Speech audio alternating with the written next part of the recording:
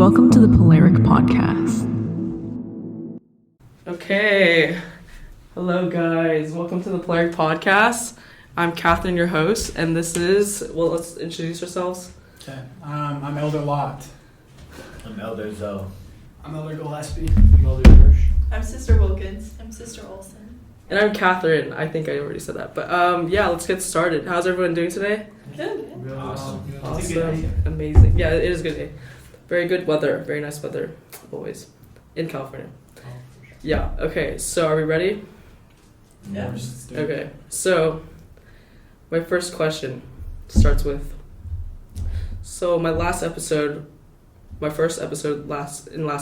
the Church of Latter-day Saints, I stated I'm an atheist agnostic, atheist leaning, asking will I be going to hell? This time I'm now becoming a member of the Church of Latter-day Saints.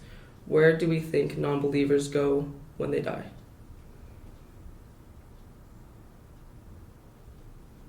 Anybody? Well, we believe that there is a time where everyone goes after they die, so it's not direct heaven or hell, but it's a time where we can learn and grow. So it's not a final destination yet, because you have to be resurrected, but everyone goes to the spirit world, is what we call it. Mm-hmm. Yeah. Jesus Christ's atoning sacrifice for us was infinitely powerful, and because of that, it covers every single person, and they'll all have an opportunity to accept that with a full knowledge of what that means. Right. And in heaven, there's 3 kingdoms, correct? What are the 3 kingdoms called? The celestial, the terrestrial, the telestial Okay. kingdom. Yeah. And which kingdom do you ideally hope to go to? Is there an ideal one you hope to go to, or okay, yeah. So the celestial kingdom is where you will be in God's presence again. That is where Jesus Christ. Yeah.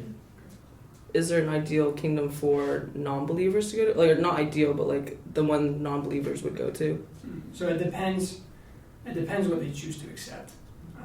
In this life or in the next life. We don't really go to a kingdom just based on exactly what we've done, what sin we've committed, or what righteousness we've had, but it's what we're comfortable with, what we want to live. And so if we're willing to live the laws of God and be in the presence of God, if we're comfortable with that, then we will be in the celestial kingdom. Mm-hmm. Cool, thank you. Okay. What do we say? Do we say G or G's, or like what? You can't say God's name in vain, though, right? Yeah. What's the scenario for like? What? Give me an example of saying God's name in vain. Just kidding. Just kidding. But G and G's is okay, just not. Yeah. Okay, got it. Yeah. Okay, I got guess it. just don't use it in like a profane way. Right. You know? Like it's okay to say the name Jesus Christ. It's not okay to say it in like a profane way. Profane. So let's get down to this. Profane is like I stubbed my toe. Is that profane to say? Okay, got it. Understood. Yeah. So just treating that name with reverence. Treating God's name with reverence. Mm-hmm. Thank you. Okay, question. What's the one thing you think people misunderstand most about the church before they get involved?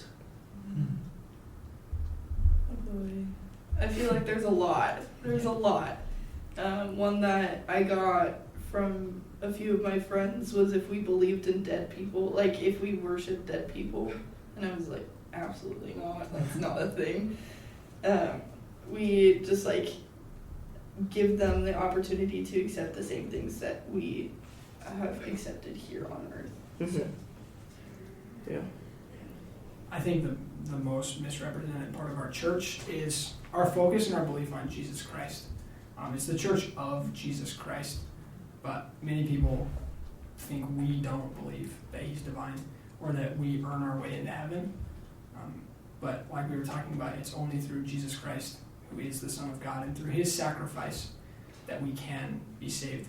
And his sacrifice covers everyone. We don't need to do things to earn our way into heaven. And I think that's something that's really misunderstood. Mm-hmm. Thank you. Okay. Excuse me. Okay. What is appealing to people about the Church of Latter-day Saints. Okay, I'm supposed to say Church of Jesus Christ of Latter-day Saints, right? Yeah. Is there a shorter way to say it? I mean, a lot of people LDS? use the LDS. You but can also say that we're Christians. Yeah, true. I would That's also a say- controversial one though, right? Yeah. Yes. Yeah. It is, but we definitely are. I would say Church of Jesus Christ because it still has the name of Jesus Christ. Mm. That's the most important thing of Latter-day Saints is again just explaining that we're followers of Christ. Because it's Jesus centric, Yeah. right? We're centered around Jesus Christ. Yeah, exactly. Okay, so what is appealing to people about the Church of Jesus Christ over Protestantism and Catholicism, do you think? I think one of the things is the belief that we lived with God before we came to the earth. Other churches might accept that idea, but they don't teach it. We're the only one who believes that we lived with God before we came to the earth and that He has a plan for us. I think that's one thing that draws people to the Church of Jesus Christ of Latter-day Saints. Cool. I'd say another is living prophets on the earth today. We do have a living prophet that receives direct inspiration from God. It's really cool. Yeah, that's what I like. One of the top aspects I like about the church because of Jesus Christ of Latter-day Saints, because the prophet receives modern revelation from God, right? Exactly. And then alongside his apostles, 12 apostles, correct? Correct. Yeah, so I think that's one of the most appealing facets and aspects of the church, yeah, of Jesus Christ of Latter-day Saints. I would also just say that it's a very family-centered and focused church. Mm-hmm. That we have the plan that we can be with our families together forever. That family isn't just a gift that's meant to last in mortality, but it's supposed to last forever. Right on. Yeah. Okay. What is the priority of the church when someone joins? Their belief, their behavior, or their belonging?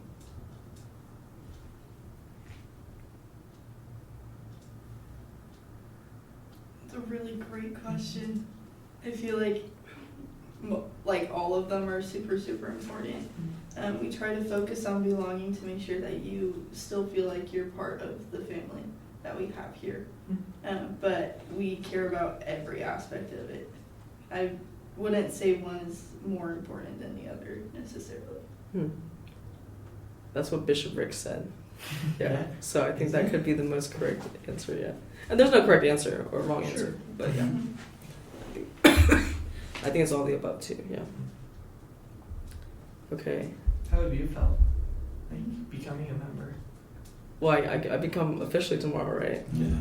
I think it's like too good to be true, you know? Like I finally I've finally come to settle on a church, on a religion, denomination in Jesus Christ himself, you know? It's been just too long of a journey, and I'm just finally happy and glad I finally settled on something I believe in and hope to learn more about. Yeah, because I'm a Ravenclaw in Harry Potter houses. So I should say I'm always about learning and curiosity and knowledge and wisdom. So gaining all that, right? I feel like life would be pretty stagnant and flat if we weren't constantly learning about new things, and not new things, but new people, all of us sitting here today, you know. I want to learn about your beliefs and thoughts and revelations. God cares about intelligence. Yeah, He cares about intelligence. this. Yes. So, I guess I asked what is appealing about the Church of Latter-day Saints, Jesus Christ of Latter-day Saints, over Protestantism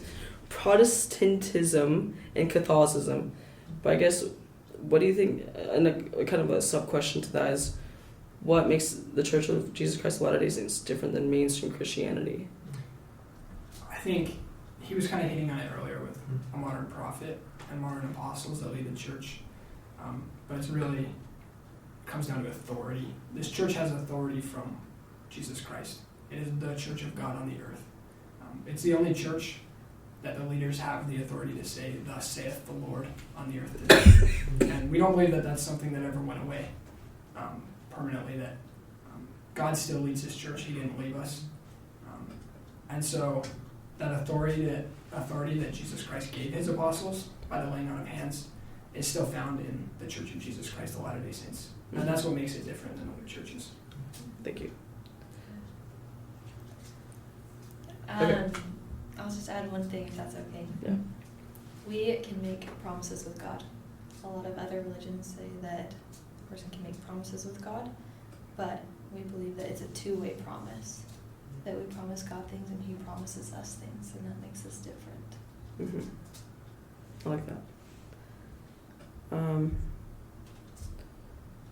Why? Okay, let's get down to like the word Mormon, the name Mormon.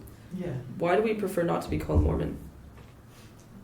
It is a nickname for us, and we would rather focus on the fact that we are Christians and we believe in Jesus Christ more so than being associated with prophets such as Mormon, or being fully associated with the fact that we do have another book of scripture called the Book of Mormon that doesn't, like, it works with the Bible and it doesn't like overthrow that. So it, like, the most important part of it, like our religion, is Jesus Christ, which is why we focus on that.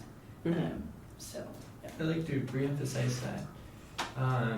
If there was a church run by some person, then it'd be the church of that some person.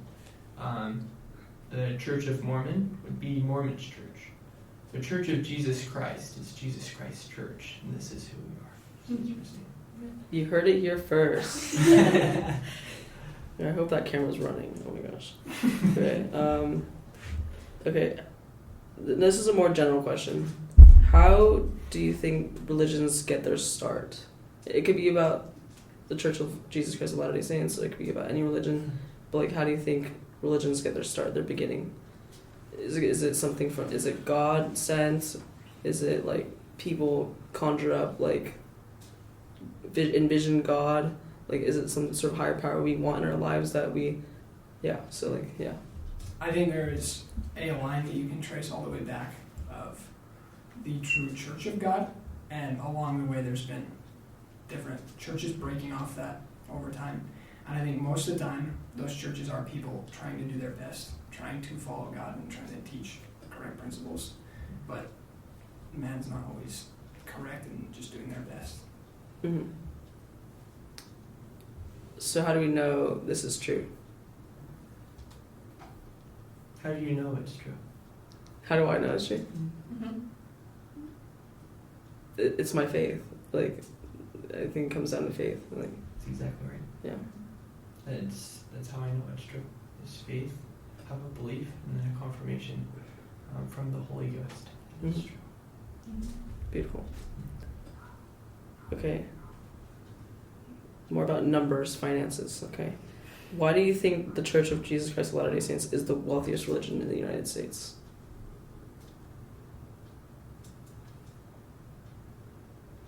Tithing. I think that's part of it. I also know that the church is very financially smart, that they invest well and they plan well, and that they're not like going to spend money where it doesn't need to be. And so I would say that part of it is tithing, part of it is just being smart. Mm. Smart money. Thank you. Okay. Last three questions, maybe. So I'm writing a book called Microdosing Grief, and I think to myself while writing it, often, I wouldn't feel the need to write this book about grief if we just cease to exist as a species, as a population. If we basically stop making more humans, right? So why do you think we keep perpetuating the suffering that is life? Why do we keep having babies? Why do we keep? Is it biological? Is it out of love? God just wills these babies into our lives. Like, Why do we keep perpetuating this suffering? And it's part of life. Yeah, I'd say it's kind of a perspective on how you look at it. This life, this world, it all relies on God's plan.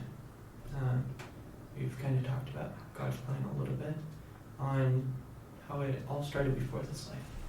And it came to this life, starting with Adam and Eve.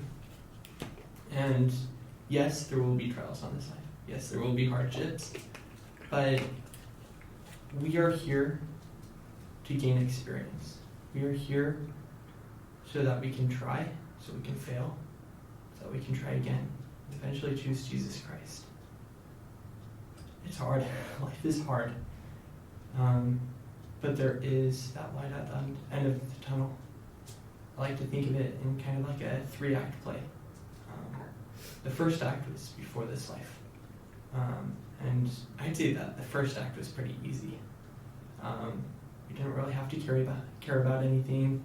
We were preparing to get bodies. Eventually, we made a decision. And we decided to follow Jesus Christ and come down to earth and get a body. And we knew that this would be hard. We knew that there would be suffering. We also knew that there would be joy, that we would gain intelligence. We knew there was hope. And yeah, Act 2 is really hard.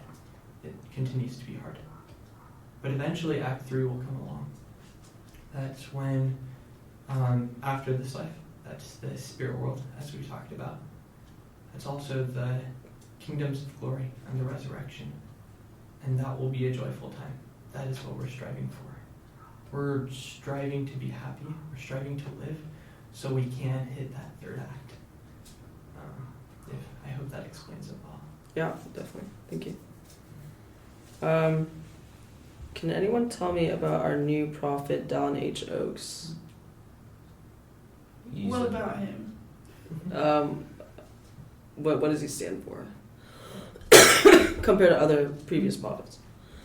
Yeah. I don't want to take up too much. Okay. Yeah, well, I mean, some background, information. I think he was like a lawyer, and he's a grandpa now, and he has a family. But what he stands for, he's just the leading prophet of the church, and has been called by God to lead the church in these latter days. Mm-hmm. Sorry, how do you use latter days in a sentence? Just It's kind of like saying last days. yeah, I mean, Last days? It means last days. Okay. Yeah, like we believe Okay. the authority in the church will not be taken away Mm-hmm. at all. So we're here to stay. Mm-hmm. Awesome. Okay. Last question. What's your favorite aspect of living and serving with your companion? We'll start with Elder Law. Favorite aspect. I think with Elder Zoe, so me and him are learning, I'm learning a language. I'm learning Chinese, and he's my trainer. He is helping me. He's from Guangzhou, China, so he speaks fluent Cantonese, fluent Mandarin, and fluent English. And so he has helped me with my trials of not understanding what people are trying to say, not fully getting the message that I want to get out. And so I think my favorite aspect of being with him is the love he's shown to be able to help me. And even though there's times I struggle with the language, he's always there to help me. So I think that's been my favorite aspect so far. Sweet. Yeah, I've been out for a while, and so I've kind of fall in the routine of missionary work, and having Elder Law come along really helped me have a change of pace and to really take a breath and enjoy life a little bit, and not just put my head down, do the work. So yeah. Awesome. Elder Dersh is really good at wanting to grow as a missionary and as an individual in what he does, and not everyone is like that. A lot of people are happy where they are, and so it's really good to be with someone that wants to change. Elder Gillespie knows how to have fun.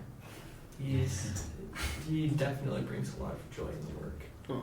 and it's really cool. He's helped me have a lot of fun, definitely make it a very joyful experience. Oh boy, there's a lot. I love Sister Olsen so much. But I would say one thing is that she's really good at helping me grow. So similar to Elder Lot, I am also a trainee, and so she's helping me grow as a missionary and understand how to do the work. But she's been able to help me feel like I'm not a trainee, but still like help me understand things that I might not understand as a missionary. So, yeah. You're too kind. Sister Wilkins is really great. She has helped me kind of come out of my shell a little bit more. She allows me to be me, and that is great in the work because when I'm talking to someone, I want to represent Christ and myself, and she has allowed me to do that. And it doesn't even seem like she's in training because she's just so good, and I look up to her. She's a great companion. Thanks. Great. Now I have to serve a mission. I have to serve on. How do you say I have to serve a mission? Yeah. Shoot. Okay. Okay. Well, thank you so much for being here and speaking on the Polœuric podcast. I really enjoyed speaking with you guys. Thank you so much. Thank you. Thank you. Yeah.